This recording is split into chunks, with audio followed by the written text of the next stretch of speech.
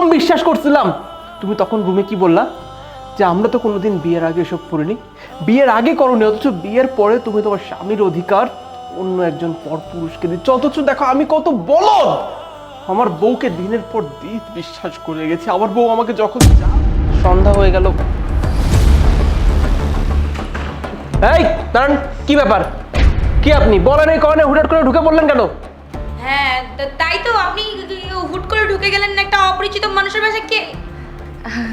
ভাইয়া ও ও তো আমার বয়ফ্রেন্ড। হ্যাঁ তো বয়ফ্রেন্ড তো কি হয়েছে? এরকম ভাবে হাত ধরতে হবে কেন? হাত ছেড়ে দাঁড়াও বেয়াদব, আমরা বড় মানুষ দাঁড়ায় আছি না?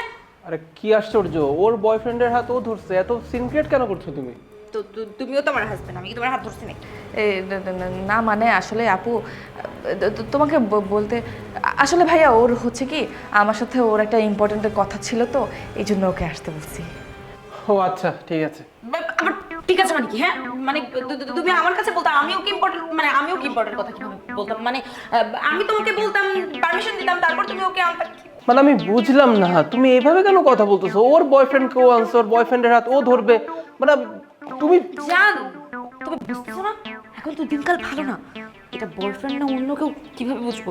এমন তো হতে পারে ডাকাত আমাদেরকে ছিনতাই করে সমস্ত কিছু নিয়ে তারপর চলে যেতে পারে।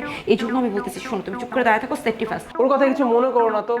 তুমি এক কাজ করো, বয়ফ্রেন্ড নিয়ে যখন এসছো যাও তোমার রুমে যাও। কোথায় যাবে? রুমে? রুমে? রুম তো ওর, ওকে ভাড়া দিছি, ও কি সাথে ফ্রি নাকি? আর তুমি বুঝতেছো না এখনকার দিনকাল ভাড়া? আই মেয়ের রুমে যাওয়ার কোনো দরকার নেই, এখানে দাঁড়ায় কথা বলো। আমরা কান বন্ধ করে রাখতেছি, চোখ বন্ধ করে রাখতেছি, রুমে কিসের জন্য যেতে হবে? পাগল নাকি? হ্যাঁ বিয়ের আগে বয়ফ্রেন্ডের সাথে রুমে যেতে হয় নাকি? আরে বাবা, ও তো হোটেলে ওর বয়ফ্রেন্ডকে নিয়ে আসেনি তাই না, ও নিজের রুমে নিজের বয়ফ্রেন্ডকে নিয়ে আসছে। তুমি তো এমনই একটা ব্যবহার করতেছো যে এই বাসাটা একটা হোটেল হয়ে গেছে। এই মেয়ে শোনো, এই বাসাটা কিন্তু হোটেল না, হ্যাঁ এটা বাসা। এখানে থাকতে হলে হাজবেন্ড ওয়াইফ থাকতে হবে। তোমরা দুজন তো হাজবেন্ড ওয়াইফ না। এই তোমাদের কি, তোমরা কি লুকায় বিয়েটিও করছো নাকি? করো নাই তো না? তাহলে এখানে থাকা যাবে না। আমরা চোখ বন্ধ করে রাখছি, কান বন্ধ করে রাখছি, তোমরা এখানে কথা বলো। আপু বয়ফ্রেন্ড গার্লফ্রেন্ডের কথা না তোমাদের সামনে কিভাবে বলবো বলো? এই ওর কথা কিছু মনে করো না তো, যাও তুমি ওকে নিয়ে রুমে যাও। হ্যাঁ বিয়ের তো এত বছর হয়ে গেছে, এখন তো আমার কথার মূল্য এই বাড়িতে নাই। আমি আগেই বলছিলাম যে একটা সাবলেট মেয়ে ভাড়া দাও, দরকার নেই একটা ছেলে ভাড়াতেই আমরা। ছেলেটা আমাকে দেখে শুনে রাখবে না, তুমি আদর করে একটা মেয়েই ভাড়া দিছো কেন? আমি কি ছেলের সাথে পালাই চাইতাম? এখন তুমি আমি বুঝতেছি না। প্লিজ আর কথা বলছো না। এই তোমরা কথা পারো না, যাও তুমি যাও। যাও যাও, যেমন চাই করো। তাহলে তো এখানে সবকিছু শুরু করে দেবে। শোনো, রুমে জোরে জোরে কথা বলবো, আমি যাতে শুনি তোমরা কথাই বলতেছো। বলছো সময় বেশি। এখন যদি বাড়িতে ডাকাতি হয় আমি কিচ্ছু জানি না। তুমি কি ওদের কোনো শব্দ পাচ্ছ? শব্দ কেন হবে, ওরা যেটার জন্য আসছে ওরা সেই কাজে ব্যস্ত। যা করার করতেছে মানে? ওইসব করতেছে মানে? ওই যে তা আসছে কেন? মানে আমরা যা করি তা করতেছে। তা আসছে কেন ওরা? এটা বাসায় একটা হোটেল না এটা।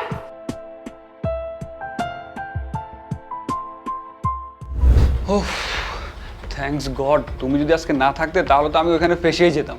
চুপ করো, গাধা একটা, কোনো কমন সেন্স নেই। আসবা ভালো কথা, একটা কল দিয়ে আসলেই তো পারতা। আপুকে কল দিতা, না পাইলে আমাকে কল দিতা। ওরকম এসে ডাইনা করে উপর ঢুকে দিচ্ছে। আপুকে কল দিতাম, তোমাকে আর তোমার আপুকে কয়েক হাজারবার কল দিয়েছি, তুমি জানো? কল দিছো? আমার ফোনটা, ও ফোন মানে সাইলেন্ট।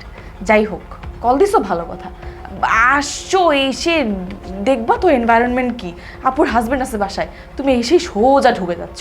আমি না থাকলে কি হইতো? আমাকে একটা কথা বলো, তোমার ভাইয়া যে বাসায় আসছে সেটা কি আমি জানি নাকি তোমরা দুজন আমাকে জানাইছো? কোনটা? এই তোমার হাজবেন্ড যে বাসায় আছে এটা তুমি আমাকে আগে বলবা না? তুমি তো দেখতেছি সারপ্রাইজ দিতে এসে আমাকে পুরো শকড বানাই দিছো। একটুর জন্য ধরা খাইনি। যদি আমার হাজবেন্ড বুঝতে পারতো যে আমরা রিলেশনশিপে আছি আর তার অবর্তমানে আমরা একই বাসার মধ্যে এইরকম ভাবে ডেট করতেছি, আমাকে মেরেই ফেলতো। মেরে ফেলতাম কি ফেলতাম না সেটা পরের বিষয়, কিন্তু আমি এখন ভাবতেছি যেটা আমি শুনলাম আর নিজের চোখে এখন দেখলাম, এটার পরে তোমাদের অবস্থা কি হবে? কি তোমাকে তো আমি নিজের ছোট বোনের মতো দেখতাম তাই না? তুমি তো একটা মেয়ে মানুষ, তুমি একটা মেয়ে মানুষ হয়ে এমন একটা জঘন্য কাজে জড়িত হতে পারলা কি করে বলো তো? হ্যাঁ, তোমার কি ন্যূনতম বিবেকে বাঁধলো না যে একটা মানুষের সংসার আমি নষ্ট করে দিচ্ছি?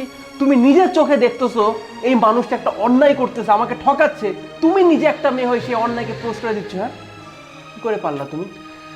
আর এই যে মহানায়ক, তোর গায়ে আমি হাত তোলার আগে তুই ভালোই ভালো আমার বাসা থেকে বিদায় হ। যাবে না? কি ব্যাপার? হ্যাঁ, আমি তোমার সামনে দাঁড়িয়ে না কথা বলার মতো সিচুয়েশনে নাই। এটা কি করলা তুমি? কম বিশ্বাস করছিলাম আমি তোমাকে, হ্যাঁ কম বিশ্বাস করছিলাম। তুমি তখন রুমে কি বললা যে আমরা তো কোনোদিন বিয়ের আগে এসব করিনি, বিয়ের আগে করনি, অথচ বিয়ের পরে তুমি তোমার স্বামীর অধিকার অন্য একজন পরপুরুষকে দিচ্ছ। অথচ দেখো আমি কত বলদ, আমার বউকে দিনের পর দিন বিশ্বাস করে গেছি। আমার বউ আমাকে যখন যা বলছে আমি সেটা বিশ্বাস করছি, অথচ ছি। ওর কোনো দোষ নেই, ওকে কিছু বললো না, ও আমাদের সংসারটা বাঁচাতে চেয়েছে। আর আমি ভুল করছি। আমি তোমার অবর্তমানে একটা অপরিচিত ছেলের সাথে কথা বলতে বলতে তুমি তো ব্যস্ত থাকতা, আমাকে ওরকম সময় দিতা না। এই ছেলেটা আমাকে সময় দিত, প্যাম্পেয়ার করতো। আর এই জন্য আমি ভুলে গেছিলাম যে তুমি এতদিন ধরে যে সময় দিচ্ছ না, তুমি তো আমাদের জন্য খাটছো, আমার জন্য কাজ করছো। আমি ভুল করে ফেলছি, বিশ্বাস করো। এরপর যদি তুমি আমার সাথে কয়েক বছর যোগাযোগও না রাখো, কিন্তু আমরা যদি একসাথে থাকি, আমি তোমার জন্য অপেক্ষা করবো। আমি আর কারোর সাথে কখনো কয় চুপ।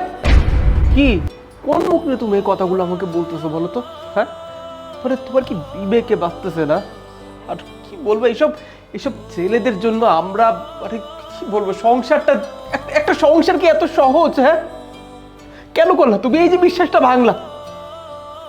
আসলে তোমার সামনে দাঁড়ায় কথা বলতে ইচ্ছা করতেছে না। তুমি প্লিজ আমার আমার চোখের সামনে থেকে বিদায় হোক। শুধু একটা কথা বলবো, তুমি কাজটা মোটেও ভালো করলা না। অনেক ভালোবাসছিলাম তোমাকে, হ্যাঁ অনেক ভালোবাসছিলাম। যাও, একটা সুযোগ। আমি আমি তোমাকে অনেক ভালোবাসি, আমি চাচ্ছি না তোমার গায়ে হাত তুলতে। তুমি যাও।